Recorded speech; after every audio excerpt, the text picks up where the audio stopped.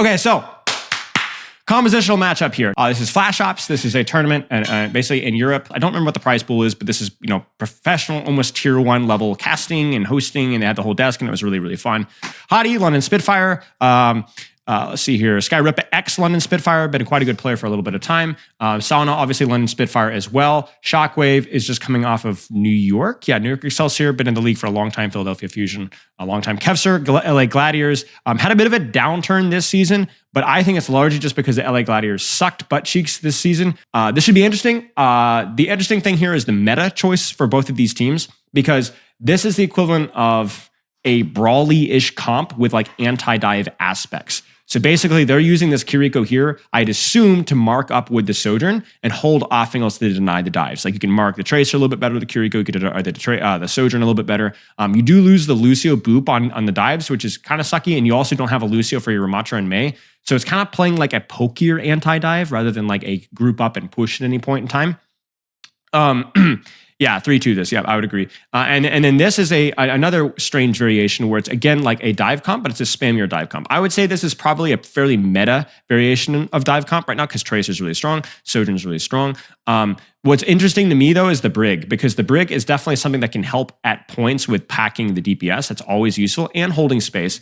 But there's nothing really to deny dive-wise at all. I mean, you can kind of deny the Ramatra from just 3-2-1ing your Ana, but that's not likely to happen anyway, because Ana has Sleep Dart, Ana has Nade, and nothing really else to worry about. So it's an odd choice. Whenever I see these Ana Brig comps, it's always, to me, a skill check of how good your Brigitte is. Like, how good is your Brig at like actually controlling angles, controlling space, because you have to be super creative with how you play. Who was the Hangzhou Spark? Lengsa, I think. It was kind of like they literally lived and died off of how Lengsa was able to be creative with Brig.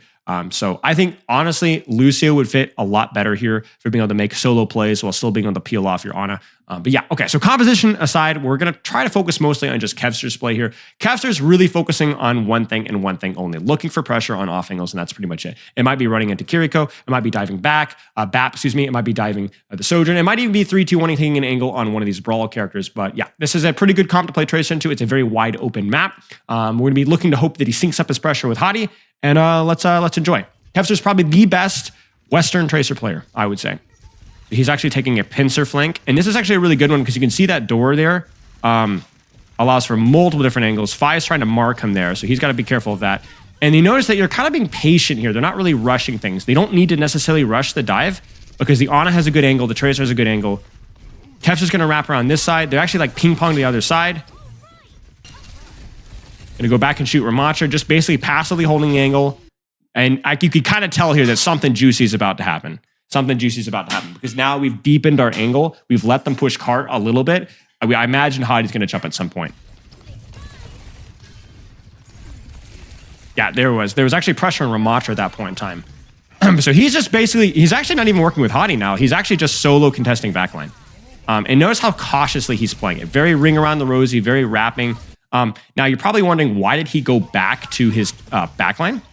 So he's just basically, so if you've ever played Tracer, you know how this feels. Like you've played into Maze and Kirikos and Baps, and you're like, bro, feels like I can never get a kill. Well, look at what he's doing instead. He's just basically pulling resources. Even at this level, Kevster has the greatest mechanics in the West, and he's just very patient, distracting, harassing, forcing CDs, forcing attention, looking for opportunities to kind of go all the way in. So then he's getting shot from behind by Mei, so he has to leave, which isn't great, but at least he still has an angle, right? Then Hottie hard commits. Now, I want you guys to notice something here.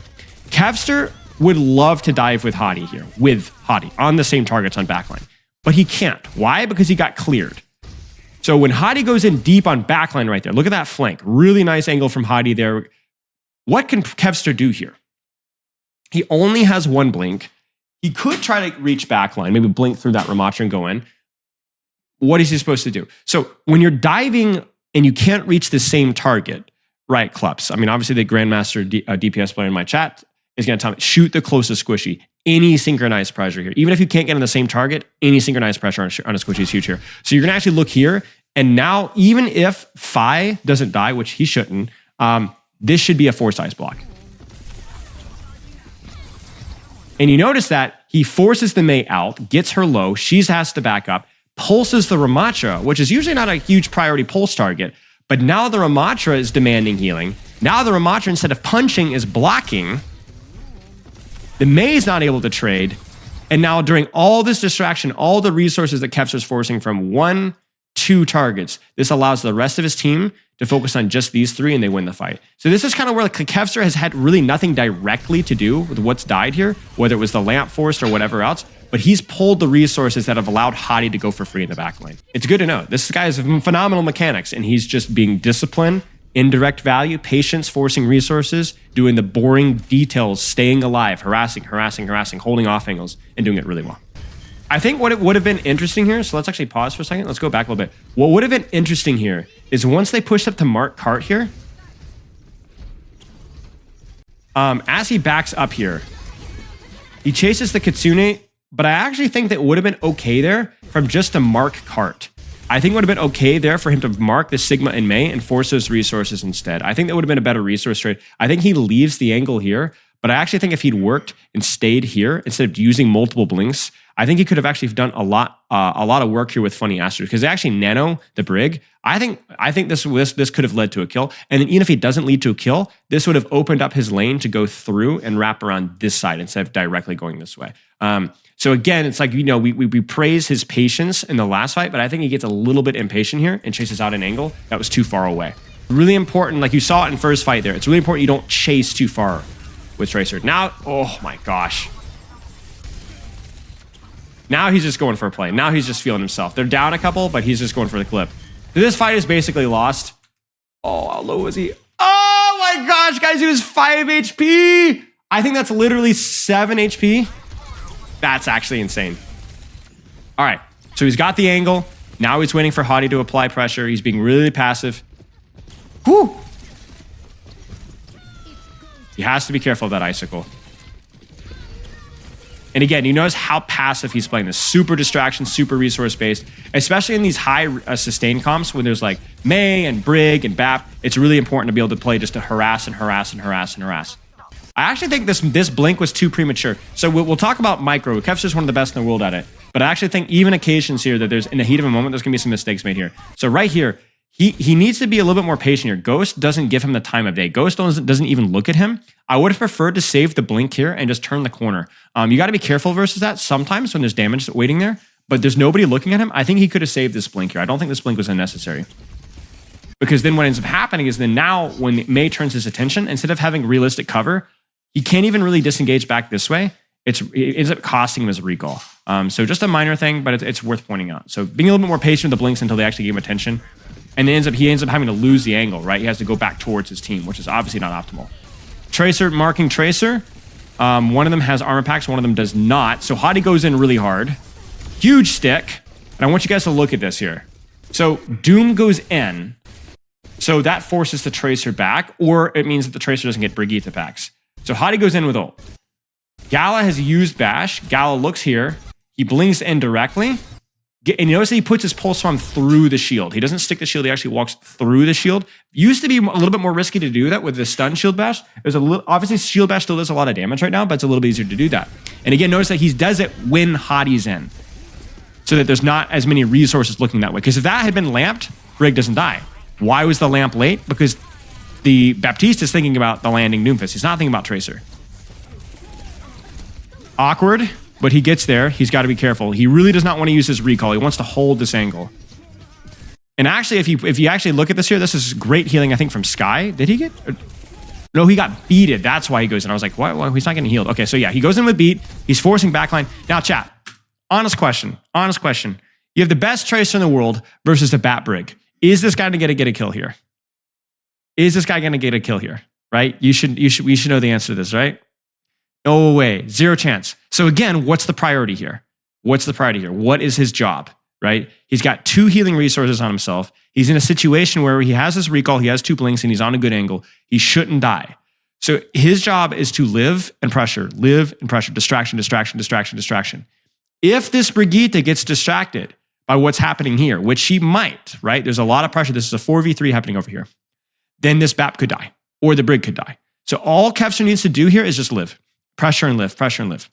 a lot of you guys will go like, you know, oh, there's no chance of Tracer getting a kill here. That's so lame, so lame, so lame, so lame. But this is just the nature of a 2v1 in general, right? This is just the nature of a 2v1. Anytime that any two resources are put on a Tracer, your job is to live and survive and distract those resources for as long as possible. I don't care if it's a tank and a DPS. I don't care if it's a 2 DPS. I don't care if it's a support and a DPS, a support and a tank, or 2 supports. It doesn't matter. Because there's like, this is really annoying. Look at those BAP heals going in. The Brig is still looking behind. Now, there's a real chance that they still lose this, but the question is why did Sauna die? Why did Ghost die, right? Where are the armor packs, right, from Gala on Sauna? Where are the armor packs from Gala onto Ghost, right? When all Gala is thinking about is self-preservation, and even the BAP resources are spent more on the Brig, then this is exactly what happens in the kill feed. So everyone's like, yo, Shockwave, whoa, this guy's the greatest of all time. And Shockwave is a phenomenal player. But this is Kevster. This is Kevster doing his job. Now, a lot of you guys might think it doesn't matter if I die as Tracer. This is why it matters. I want you guys to look carefully here. This is why dying late, even as a mobile character as Tracer, matters. Watch. Is proper Kevster here? Yes, obviously. But what's the problem? What do you guys see? What's the problem? No angle. Right, exactly. Now, obviously, Tracer might have to worry about cart because it is overtime, but I'm sure Kevster with Pulse Bomb would love to go in an off angle here. But because he died late, he's unable to set up this Pulse Bomb. So, here's a good question, guys. What is Kevster supposed to do here? If you're Sauna, like, let's actually flip the script here. You're coaching Sauna. What is Sauna's job here? What is Sauna's job here?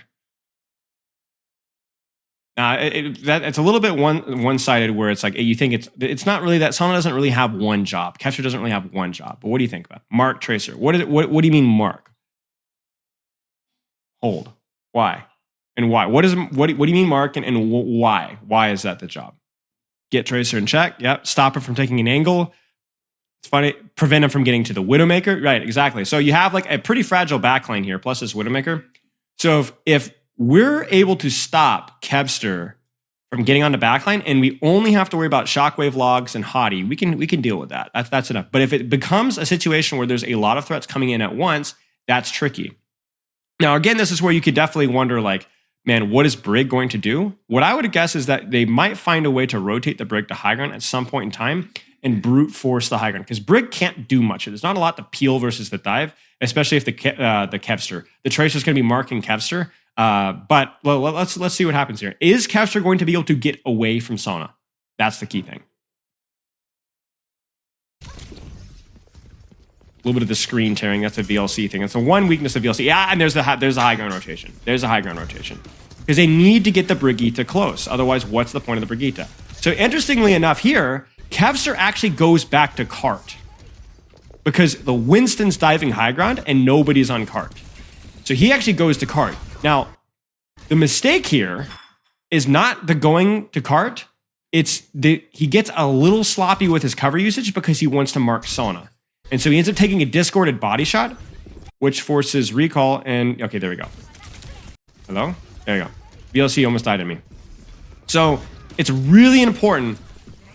But right now, Kevster does not peek. All Kevster needs to do is worry about cart. Because remember we talked about, oh, Tracer should mark Tracer, Tracer, mark Tracer, right? But now who are the real threats from Team 2? Actually, now it's Shockwave and Funny Astro and Skyripa, because they've actually rotated to high ground now, right? They've actually rotated to high ground. So all of a sudden now, it's actually Proper's job, Kevster's job, to just live.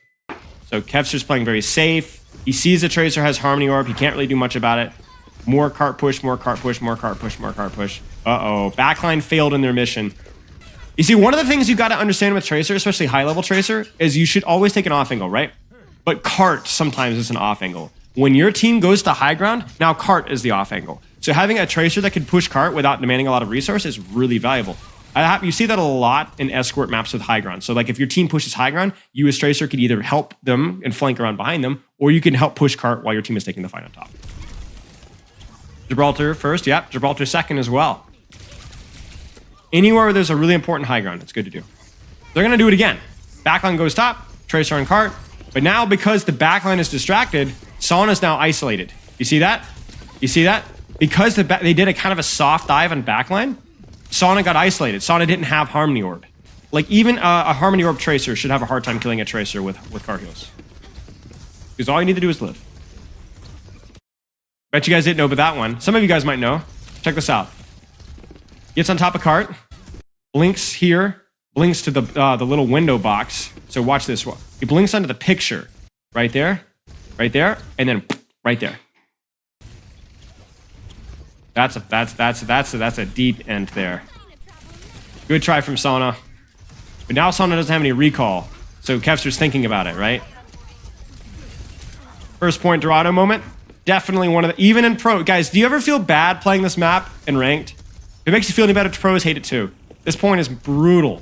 Just this week, we've already seen 2 almost full holds in this map. Now this might be big here. This might be big. The reason why this might be big is you're thinking, oh, they're down 2. Surely this fight is lost. Yes, but look. They've dropped off of the high ground. You see this? So even if they lose this fight, if they can get like a kill or 2 here, then they'll get out of this choke because the respawns are closer for the attacking team. I think we're probably going to see Nano Primal, and I think we're going to see Pulse Bomb here. And they might hit Gala before he gets Trance.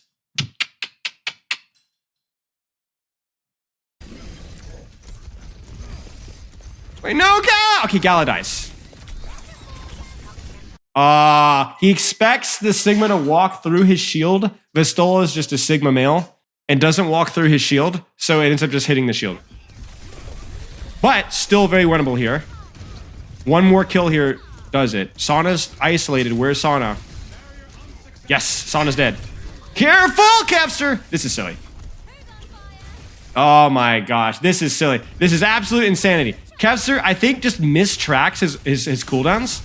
This blink right here is absolute backcrap insane. He does not have the resources to make this work. But check this movement. Look at that. Look at that. Literally Matrix moment right there with that movement, with that strafing. And dodges both shots. So this is actually pretty clunkily played from Kevster. I'm not going to lie. So Zen's on touch. Widow's up top. I would much prefer Kevster at this point in time to leave cart. As soon as we see the trans touch, what should Kevster do here?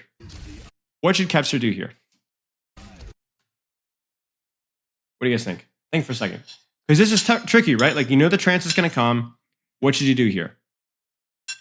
So here's the first question. Does he need to worry about cart anymore?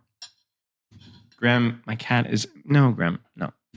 Right, flank right, I agree. Even with the Infrasights, he can jiggle peek around the Widow. My cat is... and I think so. And at least set up for backline here. Can't cap anyway, right. So... This ends up that he ends up having a really crappy angle, right? Then he's like, oh, I'm going to get volleyed by Vistola, so I got to back out. And then even here, his angle is not all that good, right? So he has to wrap here. He's scared of the Infrasight. He doesn't know where Infrasight is. He's like, oh crap, I got shot by Zen. I need to get healed for my team. There's the pack, but now his angle is really bad, right? They mirror sights though, and so now he gets on the backline, but he gets there so late that the backline ends up not being under a lot of pressure, and that's just a disgusting shot from Cookie. Forces recall. And this is actually losable for Team Red here, miraculously. Will Kev do it? Will Kevin do it? Yes, Kevin is the GOAT. But yeah, you can see even here, like there's a little bit of greed, a little bit of sloppiness of setting up the angle, and it almost costs him. Well, the thing is knowing what to do and doing it in the heat of the moment is very different. You could go through any player in the Overwatch League, I guarantee, any map, and still find mistakes in their play. It's not possible to play a perfect game of Overwatch, but it's a lot easier to critique than it is to play. Kevster is doing more good things than bad. Even ignoring, like, you know, the mechanics, right? And just the way the decisions that he's making. And that's what makes him an exceptional Tracer. Now, why did he stick D.Va here? D.Va's not normally a great stick target. So why did he stick D.Va? There's 2 reasons why. Think about it. Out of position, naded. There's a real chance of a DMAC here, right? Now, the other question you should always ask yourself, why would you pulse a D.Va? The question comes down to, who would you pulse instead? Who would you pulse instead here? So we talked about good reasons to pulse D.Va, but why would you not pulse Ana or Brig or Widow? Not saying it's impossible. It just takes a long time and it takes a pretty big investment. And for right now, what a lot of pros do in Dorado is they only push high ground when they have to. They'll do what Hadi's doing here, which is they'll jump high ground and kind of keep everybody busy and distract. But really, they'll just push cart, push cart, push cart, push cart, push cart for as long as they can from underneath the high ground without peeking it. They'll try to hide from the high ground because it's really hard to push that high ground. Now, will they get they need to get this kill on this baby. They need to get the kill on this baby. They need to get the kill on this baby. Vistola's got, oh my goodness, that was a little bit too close for comfort. Sauna no recall. He has to be really careful of Cookie shots here. I don't even know where Cookie is, actually. I think Hadi's controlling Cookie right now, because this is scary. Woo! Woo! I say that and he dies to Cookie. Yeah, so Cookie eventually gets him, because I was like, you gotta be really careful of Widow sightlines here. Because at this level, even a body shot puts you out of commission. But bang! Uh-oh. Huge mistake from Vistola. He sees a naded target. There's really low, but that might be a DMAC. Nope, not yet. Cookie gets a little greedy. That's it. That's it. I'm not. This is mechanics right here. This isn't just recognition. The time to kill here is like a microsecond away from him living, and Kevster getting his recall forced.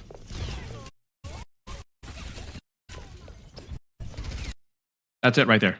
And now he's on the angle here. Ooh, that's kind of an annoying whip shot from Gala. You guys ever have that happen before where you're like, you take a tiny bit of chip damage, you're like, dude, do I recall? So, crap, Ah, Venomine, dang it, dude. Come on.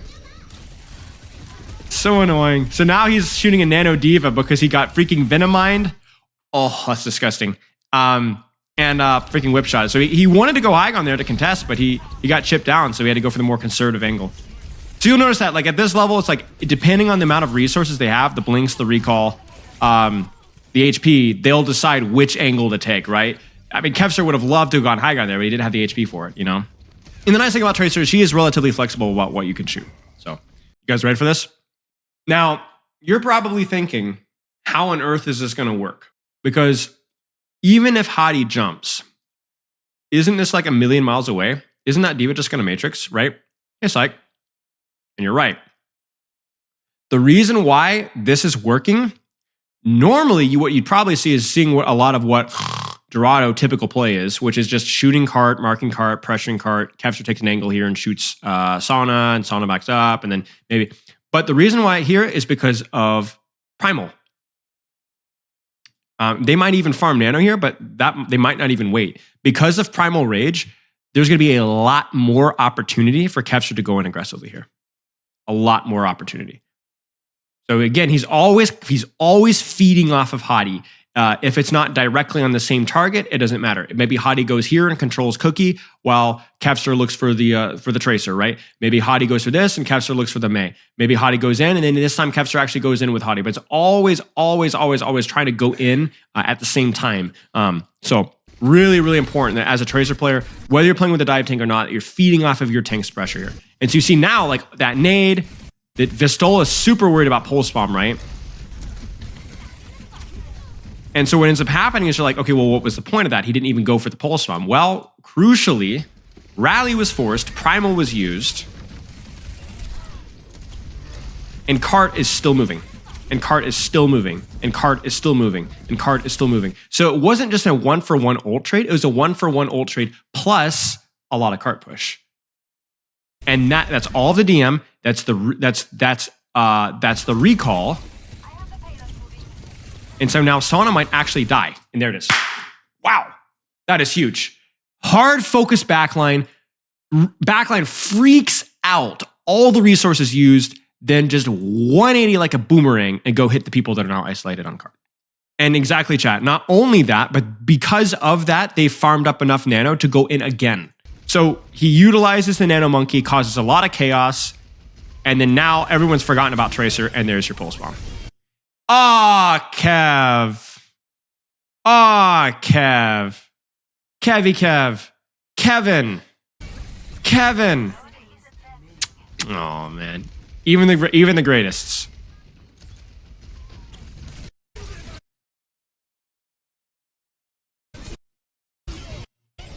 Disaster. Did you notice that he did not recall? How many of you guys would have gone for this pulse bomb and recalled? Come on.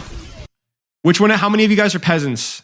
You know? So because he doesn't recall there, he blinks out instead. And then not only does he blink out, he blinks and then hugs to cover.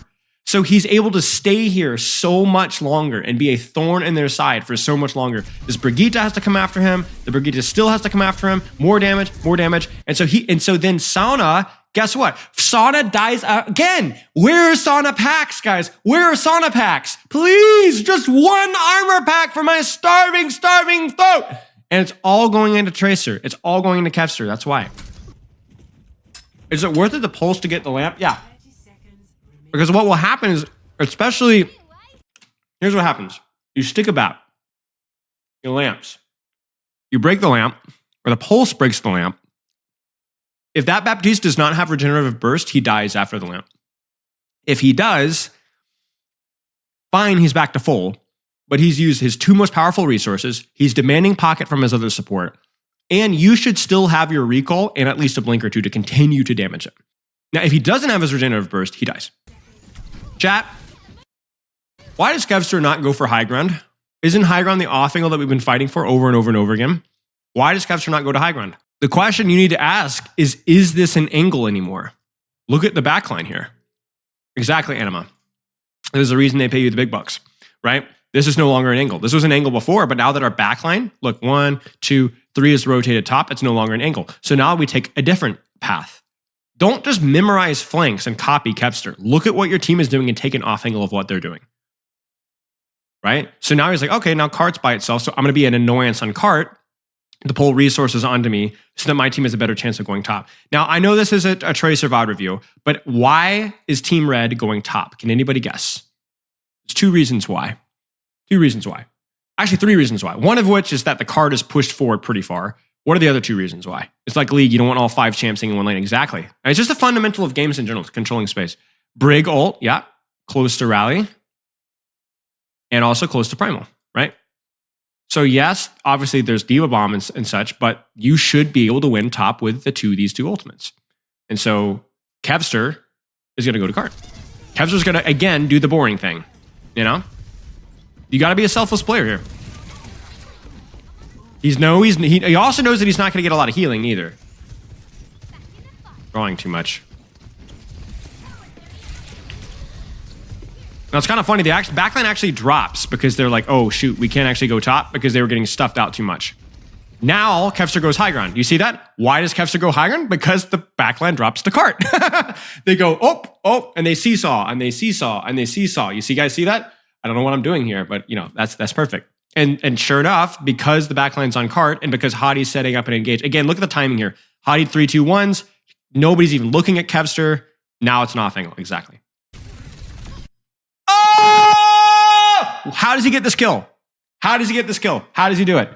Besides mechanics, why does the Baptiste has lamp? He has lamp. In fact, I actually think he has regenerative burst. I actually think he has both cooldowns here. Exactly. He's distracted. This is why timing is so important. Bap is not thinking about the monkey. And Bap is thinking, yo, Hadi sucks at monkey. This guy didn't even jump on me. He got whipped, or he's just, but Hadi's doing exactly what he needs to do. He's pulling 3 resources, living, and Kev finishes it off.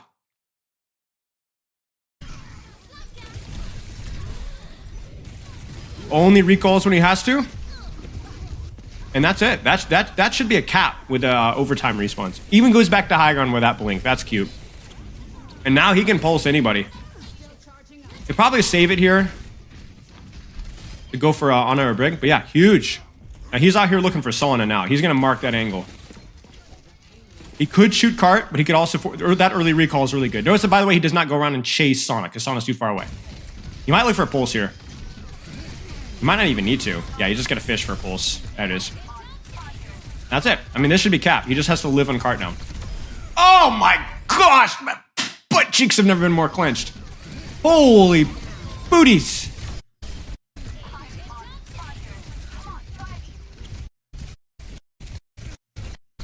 Ah!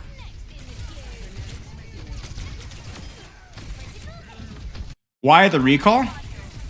Oh, this... Dude, bro, This guy just sees the most disgusting clip. What is Sigma in my chat? Why the recall? Because he has 0 blinks, that's why. Because he doesn't want to be standing out in the open here, and he doesn't know if that Sojourn's looking at him, so he's going to recall back to cover. But yeah, so real for that, to be honest, yeah. But yeah, because he had no blinks. If he'd had a blink there, he would have blinked out to cover. Why the recall?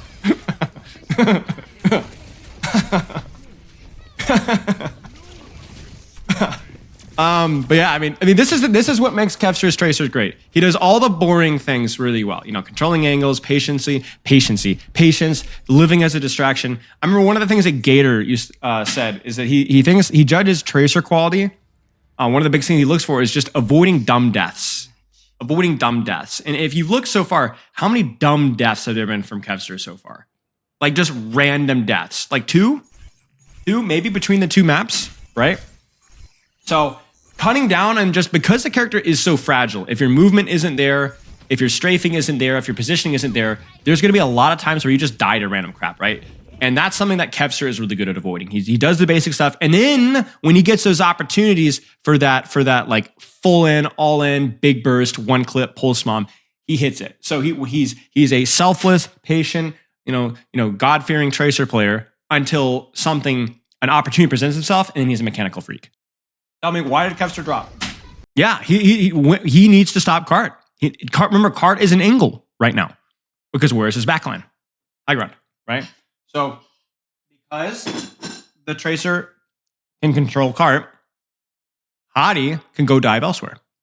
It's also because he can't really dive that far away. So he marks Cart, Cart gets left, and then he goes sniffing around. Cart's an angle now. So he's more than happy for them to just live here. Just live, hold the angle. If Widow tries to split too far, shoot the Widow. Look at the cover usage here. Look at the cover usage. Actually insane. Look at that. Oh no. Okay. This is the crazy part. This is a millisecond away from us going, Kevster is insane. Look at the guy. He does not use his recall. He did not use it. He got like that's just a little too much greed. And that's the hardest part of Tracer. Because if you're like, it's not just avoiding the stupid deaths, it's about being very conservative with your resource so that you don't have to use the resources. He's gonna set up, let's see what angle he takes. Does he angle through right or left? I like left better personally. Obviously you don't have as much support LOS, but if it's uncontested, it's good.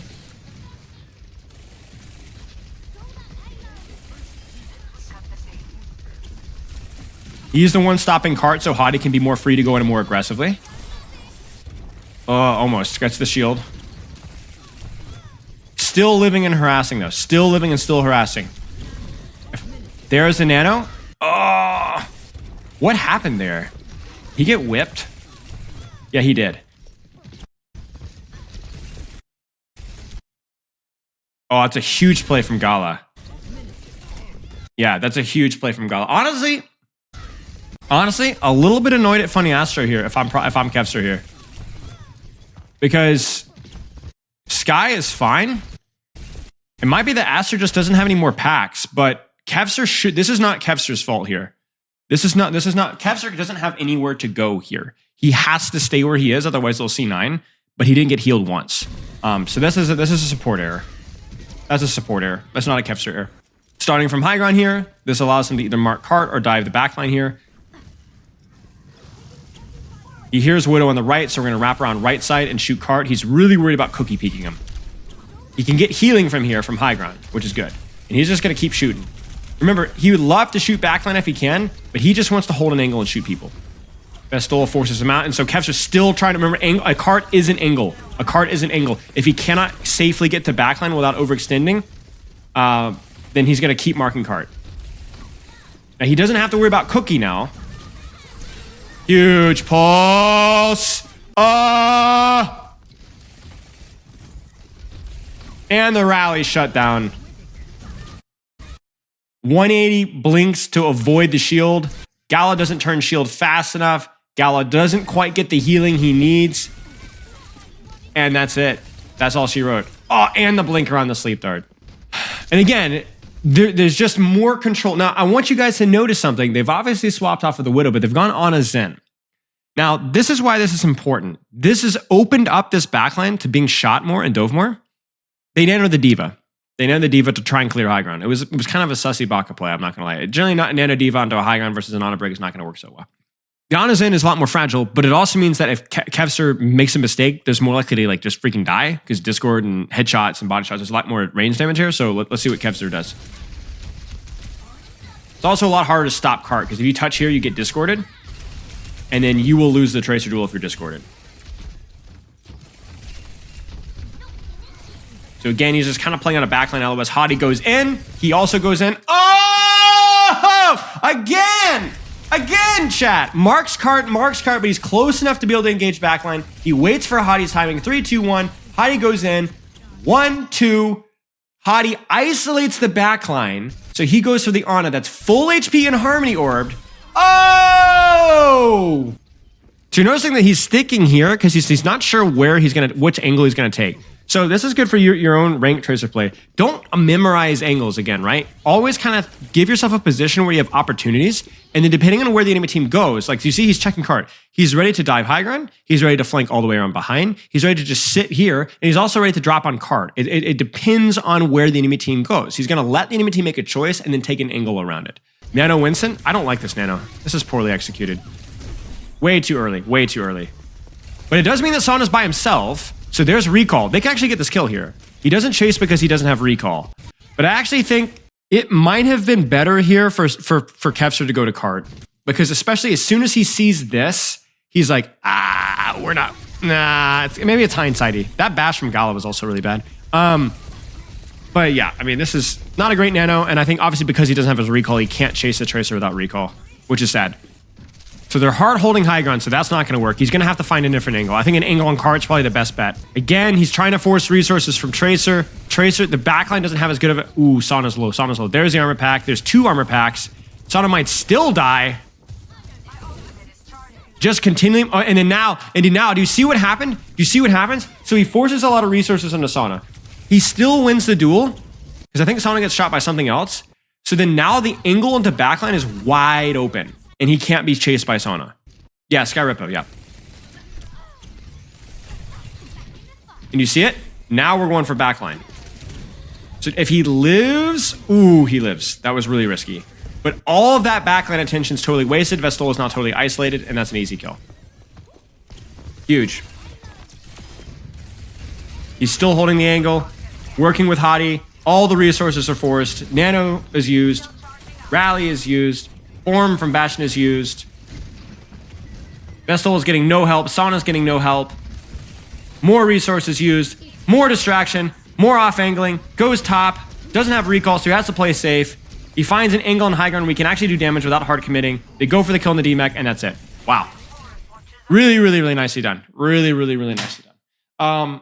You know, again, it's the consistency with the patience, finding those opportunities to go hard from angles. Knowing when cart's an angle and knowing when cart's not an angle. Like, this is some pretty advanced stuff. Like, Tracer and Escort, when you have to worry about cart, is really, really hard. But yeah. This is essentially a brawl, like a kind of like a short range composition where there's opportunities to poke out with some of the Sojourn, poke out a little bit with the Genji, poke out a little bit with the Jungle Queen. But essentially looking for opportunities to go 3, 2, 1, dive the Mei. 3, 2, 1, dive the Bastion. 3, 2, 1, dive the Baptiste, right? And the reason you play Genji with this is because the Genji is going to benefit a lot from the shout. And Genji is able to quickly close the distance. Think of Koth as like a map where there are fewer broad, deep flanks, but short, punchier dive opportunities. Obviously, Busan would be the exception to that rule. It's a pretty broad map where Genji might not feel as good, but Genji works really well with the Shao. Genji works well with the Lucio speed boost as well, and the old economy is great as well. They might have also anticipated that they might run out on Bastion too, where the Genji feels really, really good as well. So basically looking for opportunities to be able to short, punchy dives onto backline, looking for picks on a Bastion, Baptiste. They'll probably play it patiently, poke out, see if they can use their Sojourn, Rail, Kiriko poke, Genji poke, Junker Queen poke to force out a resource, maybe in a wall, maybe an ice block, maybe a Bastion form, amp, and then look for an opportunity to dive. Okay, let's go. A little bit of an early deflect there. I don't love that. Maybe probably looking for nade. maybe just to force some resource, but he has to be careful here. And especially at this point in time now, you really don't want to, that deflect is too early. I think he needs to be a little bit more careful about like when he's using his deflector, because obviously now, if there was an opportunity to commit, he doesn't really have the ability to commit. Okay, good. On the angle. Love that little, like this is where like your ability to move with Genji is so important, because think about what forces this ice block here. Because of his wall climb, the ability to utilize Genji's mobility, he literally gets an ice block for free because the Mei doesn't even know that he's there. So he panics and goes, oh crap, ice block, and doesn't even use a single cooldown. Doesn't even use a single cooldown. Now he's got a great off angle. So when Hadi commits with Shout, which is right now, he's all the way in on the back line. And notice that he's going for the Mei there. Initially going for the Mei because Mei doesn't have ice block. Patience, patience, patience, patience, patience, patience, shooting Ramatra, deflect to block the punches. Mei's down, no ice block still, and that's it. Utilizing that wall climb, utilizing that verticality. He doesn't even do a whole lot of damage here. I mean, he does a decent amount of damage, right? But just utilizing that verticality, finding times to commit, and always committing from that angle. So like think about Genji as like a tracer that commits from like flanks, but the flanks look different, right? You're utilizing that wall climb more. You're a little bit better in close ranges, at least immediately. You're not going on these deep flanks usually, but more short stuff. Even the angle that he's taking, right? Like he's going to hold this angle here, whereas a tracer might hold an angle a little bit further back here, right? A little bit deeper on the back line. But Genji doesn't quite have that level of self-sustain. They're going to rotate all the way around. He's looking. Yeah, this skin, I'm not gonna lie, this skin is atrocious. He looks like he's smiling at me. It's really uncomfortable. Okay, Blade. So what I'm expecting here, I might be wrong. Here's what I'm predicting. I'm gonna predict that these guys may just let the BAP window and wait it out. And at some point, I'm gonna look for a commitment. I would not be surprised to see Kevster do another wall climb rollout here and look for a Blade. Oh, he actually goes directly from the angle there. But you notice, by the way, that when he blades, he's actually over them. One of the big things with dashing up with Genji is that the goal of dashing up with Genji is to obviously get a little bit of scouting, but generally you want to try and dash up not when your targets are over here, because it's easy for them to see you, kite you, and shoot you. But you actually want to dash up when your targets are here, because it's hard for them to aim directly above their head. So here, he's going to dash through on an angle, through the window, so he doesn't get the burst, right? And this was obviously communicated with his team. 3, 2, 1. A little bit of a wall climb to give. You see, the Mei is looking here. Do you see that? He goes over the Mei damage. Fies doesn't know he's there. Bam, dashes through, 180, blades, jumps up over, and then do you see the commit from the rest of the team? Right? Bam, huge commit. Look at that. Beautiful combo. I think actually it's actually important for your Genji to go first, because if your team goes first, they die to BAP window, right? So Genji kind of innate tanked for the team there, right? So that they could close the distance, because Junker King would melt to that Bastion BAP window otherwise. Also, Genji does really well with Kitsune Rush, way better than Tracer, because he can fight in that Kitsune Rush. Hits him on the angle, and notice that he's already kiting out. Like he goes in, baits the resources, and backs to cover. Ah, Shattered 2K Enjoyer. Love to see it. So you're thinking, like, why is he being so passive here? He's basically isolated. The only thing here is, to be honest, at this point in time, he probably should have grabbed the health back. Or waited for his stuff. Oh, okay. Oh, chat, I know why. I know what happened here. Listen. So he messes up. He goes a little bit too early, but listen. Funny Astro! They go for the beat. He goes for the beat. He tries to get the beat, but Funny Astro doesn't actually push with the beat. They're calling 3, 2, 1, beat, you know? And Kevster's like, ah! But Funny Astro's over here, and so he doesn't get beat. That's a disaster. They might actually lose the fight to that. That's actually pathetic. They do lose the fight to that. Oh, no. I tell you, man, you cannot trust British people, man. Off angle. Yeah, the deflected nade was really nice. Commits. He has deflect, so he's good. Ooh, there's beat. That's scary. Blade. Yes. He doesn't have deflect, though, so he has to be really scared. Great pocket from his team. Not the best dash in the history of the universe. And he dies for that. That's actually crazy. Oh, no, guys. Oh, no. We picked the wrong VOD. Even the goats make mistakes. Good angle. Yeah, the left click actually is actually insane. Notice that he's not even necessarily needing to go for backline because they're playing for cap. Bam. Where's Bastion? There's the Bastion flank. You can see the respect that he has for Sauna, even when he's not in turret form. He's got that early deflect. He's scared. Huge.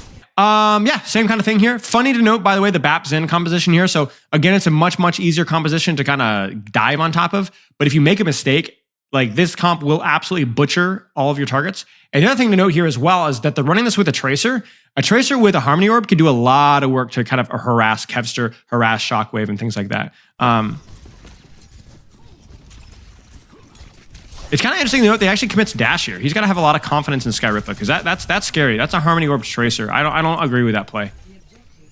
Highlight worthy plays. It's just because the enemy teams are so much better. Like it takes so much more discipline. The level of play is a lot higher. Goes to the dash. He's just using cooldowns to force cooldowns on Tracer. Always cycling his cooldowns, right? So if you've seen any of my VOD reviews before, it's the dash into the deflect, dash into deflect, dash into deflect. Very important cycle. I don't like this. I don't love this. This is not really well executed. So first off, they have cap here. This is a team play mistake. Kevster here, if he wants to commit, really needs to do one of two things.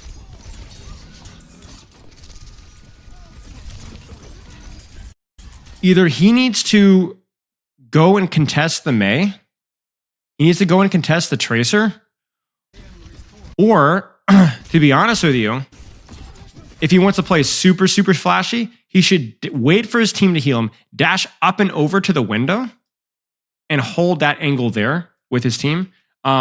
Basically, because the Mei is underneath, he can't really flank around behind really well, but that ends up he just basically plays on main, and it's just not a good look. Goes for the play, doesn't quite get it.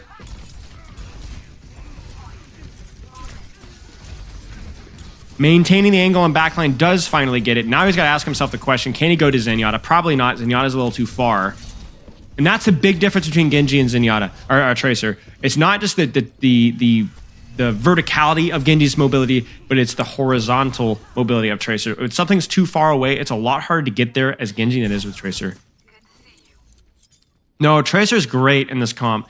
Tracer's job is to do what she's been doing this entire time, which is to pressure point, hold the backline on point, so that her backline can hold high ground, right? Never have to worry about point. A Pocket Tracer just never dies on point.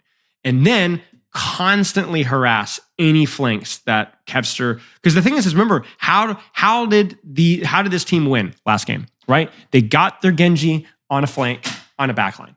But if you put the Tracer on that flank, she makes it really hard to take that angle. It's so annoying. It's so annoying. So she's just a gatekeeper. She protects her team by protecting them from dive threats, by being a dive threat, right?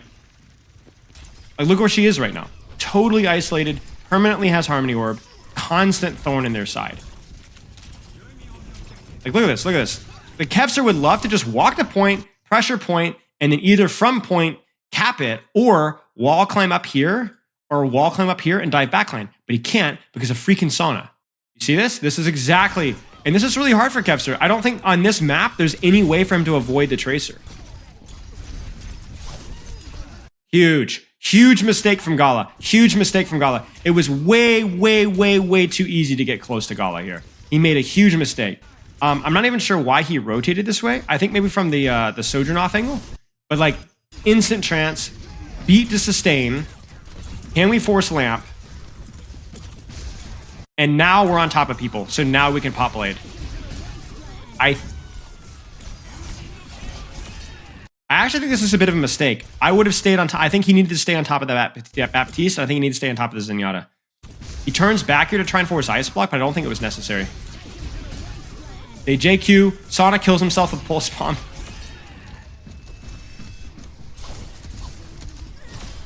Huge blade. He has to go back to point because somebody has to touch. Pistol is a manimal. Ooh! He needs to live. He needs to live. Going to go for Lucio. Going to go for Tracer. Nice. Okay, they get the cap. So now they're able to get close to the backline, and that's when you see the Kiriko swap, because it's really hard to take space here. So now the Kiriko is going to go take an off angle. And they don't need to play Tracer anymore because they have the Kiriko. They don't have as squishy of a backline, so they don't need that Tracer to kind of mark space for them. I think the Tracer still could have worked, but yeah. Holding point, holding the angle. Look at those left clicks, guys. Like, that's just insane. That's so much ult charge. I mean, look at this. 1, 2, 3. 1, 1 to 3. I mean, he's just building like chunks of ult charge over and over and over again. Like, that's such high damage and such high pressure as well.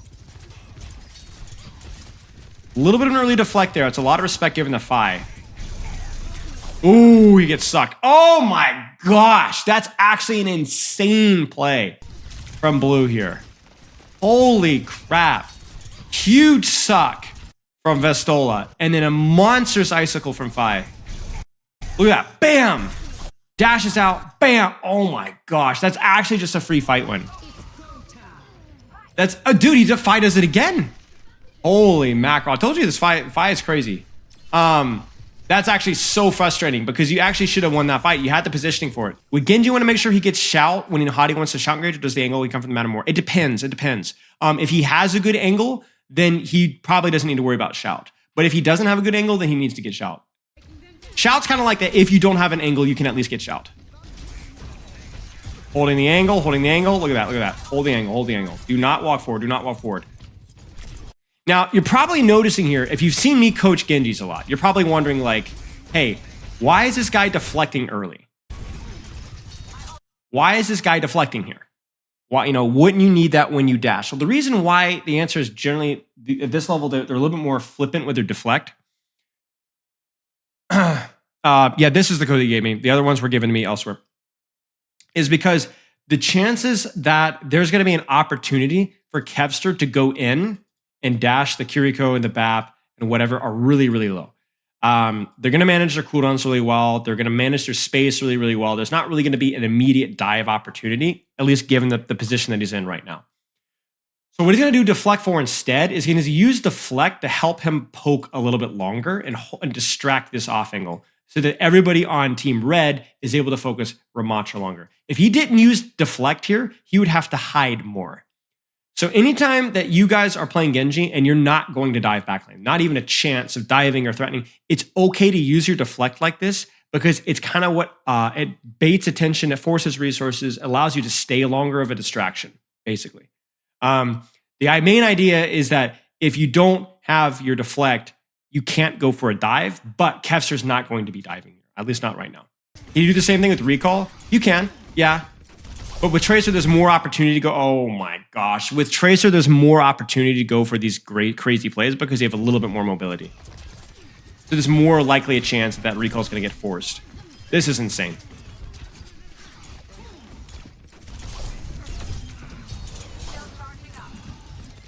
He deflects there early to prevent the icicle headshot that as soon as Fi goes to the freeze, he knows he has a safe dash. He doesn't have any cooldowns, so he's just shooting tank. He's being cautious. Now he has cooldowns, now he goes in aggressively. Huge. I would deflect early against Kiriko's at this level. Yeah, that's the other thing too, is it's like you can't be super greedy with your deflect against a player like Gala or a player like Fi, because they will hit those shots. There's that early deflect. He knows he's not likely to dash anytime soon anyway, so he might as well just force out some resources, live a little bit longer.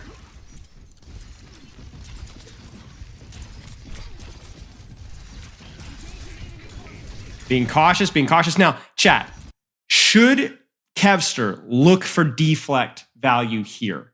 Should he be greedy and should he try and deflect damage now? Right. So no, he needs to save his deflect because not only is a blade incoming, but even if he was at 0% right here, look how close he is. Something's probably, he might go for a play here. There might be an opportunity here. Earlier, they were too far away. Not likely to happen. Here, there's a real chance. There's a real chance. So here, this is where you don't use your deflect. So this is where, again, apply it to your ranked. When you're not going to dive, it's okay to use your deflect. Go for that Widow clip, you know, deflect the Widow headshot, all that kind of stuff. But when there is a chance that you might engage or be pushed on, or you might push in, or not even like hard for a kill, but like go for a like dash through, deflect, get out of here, then you need to hold your deflect. He's going to be very disciplined with that deflect. Now, you're probably wondering, why didn't he go with Blade there? This is a team play thing. I guarantee you, Hottie's calling that he can't push top. Like, you see this over here. They're marking Kiriko over here, and he can't just solo Blade this, right? It would be another Genji moment if he did it. He would just get lamped and then hard frozen and killed. He needs follow-up. His team is distracted, so his team calls out, kite, so he dashes out. And this is where having deflect is also very important, because even if you do, just dash out, he might need to deflect this, right? He's seen what Fi can do. So he's just going to deflect. He's going to live. He's going to stay on the angle, crucially, so that now he can go right back in and he's already up close. There's a Kitsune rush. Forcing resources. He's trying to find a way to get close. There's the beat. We might play this. There it is. Notice that no dash slash. Chat, why do you not dash slash this? Why do you not dash slash this? Come on, Genji micro nerds.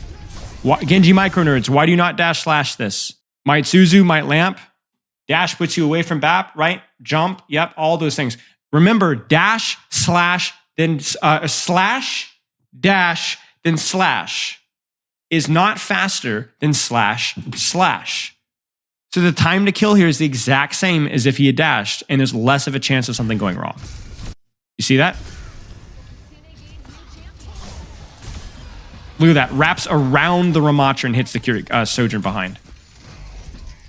He doesn't even dash immediately here because he knows that the Nemesis form's coming out. Wow. He's already 25% to his next blade just from pre-fight poke. Focusing Mei, ice block is forced. He's not really in a good position to go for deep backline. He's being patient here. He still doesn't want to go for backline. They're too far away, too far away. Now they're dead, and that's it. Beautiful. Look at this. He's working with his Lucio. They're on the off angle. He's looking for an opportunity to go. Bam! He needs his deflect. He needs his deflect. There it is. That deflect is what enables that dive to work. He doesn't have his deflect, it doesn't work. Even just to buy time. And then not when he doesn't get the kill. Okay, this is it. Okay, this is what's gonna separate, the casuals from the kings. All right? Dash deflect, gets them out, forces resource, Kiriko moment, guys. Suzu wall climbing, he just walks away. But look what's happened. These guys had high ground position. They no longer have high ground position. They're backing out, right? You're about to get your cooldowns again. Keep going. And now, this time, something's going to die.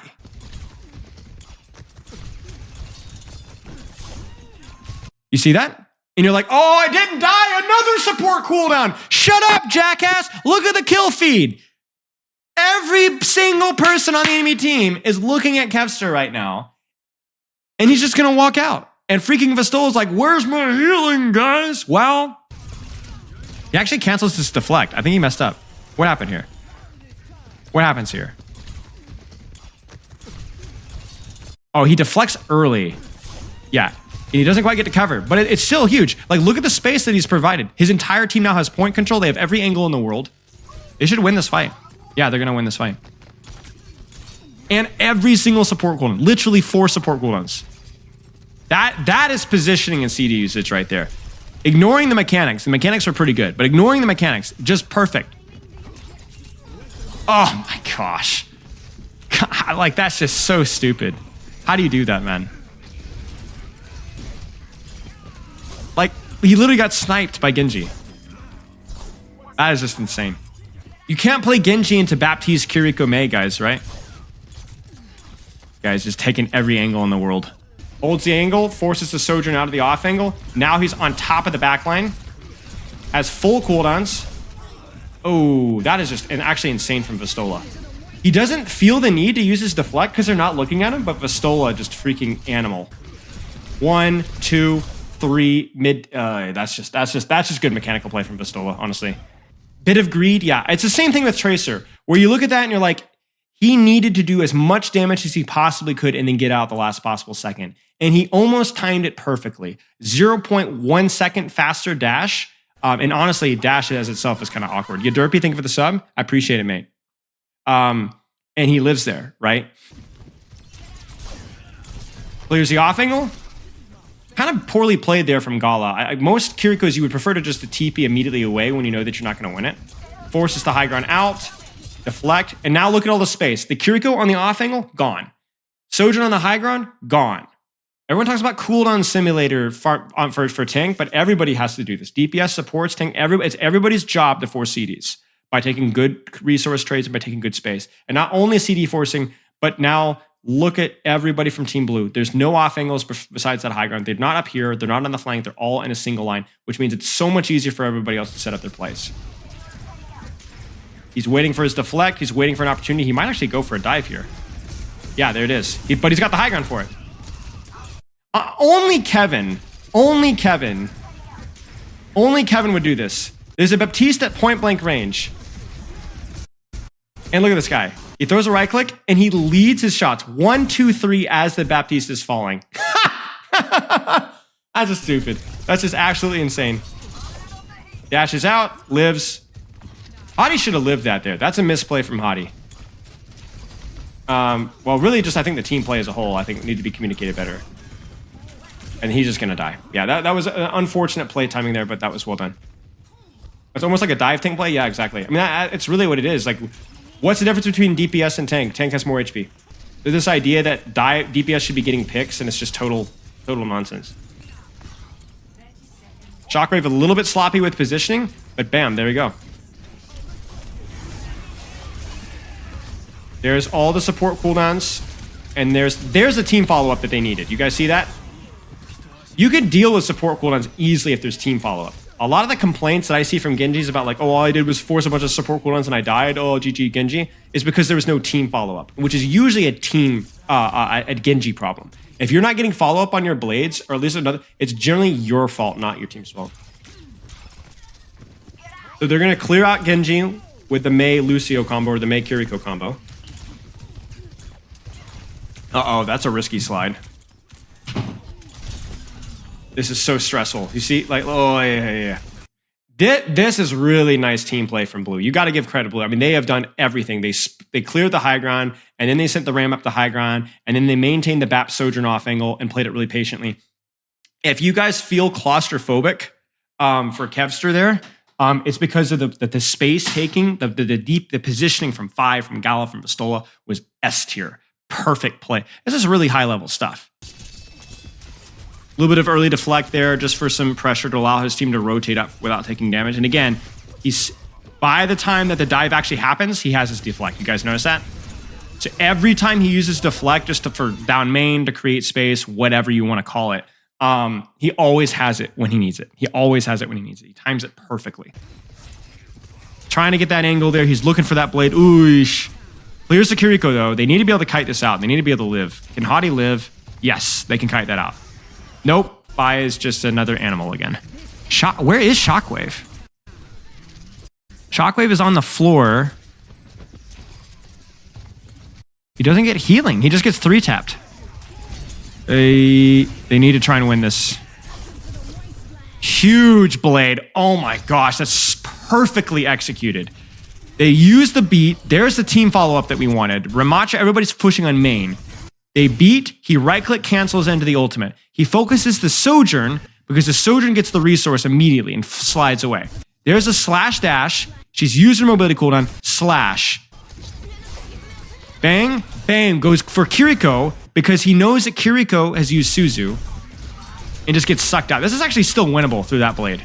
Oh man, that's actually such a, that's almost like he almost single-handedly deadlifts that fight. That was actually so well done, both from a mechanical standpoint, but also the timing, the team play. It's a shame that Shockwave is dead there. They should have won that fight. I actually think they lose this map. A little bit of an early deflect. Again, that left click accuracy is disgusting, especially in a hitbox like Kiriko. The fact that there's any sort of pressure from a Genji onto a Kiriko within left click range is just absolutely silly. They're fighting that angle. You don't know why it's in Swedish? My bad. No worries. He's thinking about it. I'm surprised he's not fighting for that top angle. Oh, he's going for BAP. They've given up on the off angle. They're just going right for BAP. This is ambitious, to say the least. I would have preferred a more methodical approach of clearing the off angle, but that's more of a team play call, right? Will they get a tick? Is this grand final? I don't think so. Yeah, that definitely was a brute force for sure. I would have been a more patient approach. But that was not a Kevster thing. That was the whole team was definitely calling for it. He's down his deflect. They're waiting for Hottie here. He's really patient. Sauna. Perfect dive cycle there. Dash, deflect, forces resources, gets the lamp.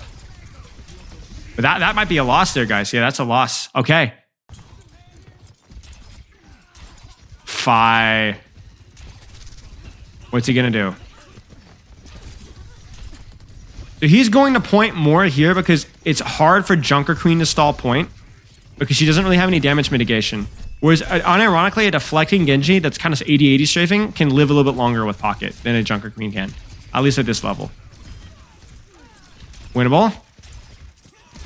No, he has to touch now. Yeah, that's it. Main things with Kevster is it's a lot like the Tracer, where it's like the discipline, and then knowing when to pull the trigger. And then when you do pull the trigger, being able to execute 9 times out of 10 with perfect mechanics. The left flick mechanics were crazy. The blade timings were really, really good. The target party space clearing overall really, really good. Yeah. Any questions about Kevster stuff specifically? What separates Kevster's Genji from other top Genji? I think that he has a much better understanding of his cycle, knowing his limits, space control. Like he's a much more methodical Genji while still being competent mechanically. And by competent, I mean S tier. But by competent, I mean he's not necessarily a proper level Genji or an alpha Yi level Genji, but he has a really, in terms of mechanics, but his discipline, his knowledge, his map control, his space, his cooldown cycling, and things like that are really, really good. Yeah, so mechanics and smart. And that's kind of like the Kev way. You know, that's kind of the Kevster way. No aim, no brain, or all aim, no brain, or vice versa. So there's a lot to learn here. And the reason why I like that from Kevster especially is because you can actually, like, I hope that you guys are able to learn some things that actually apply to your Genji and your Tracer. Because a lot of what Kevster was doing wasn't just, oh, this works because he's crazy mechanics, right? It's just good Overwatch. You know, like it doesn't matter what rank you are.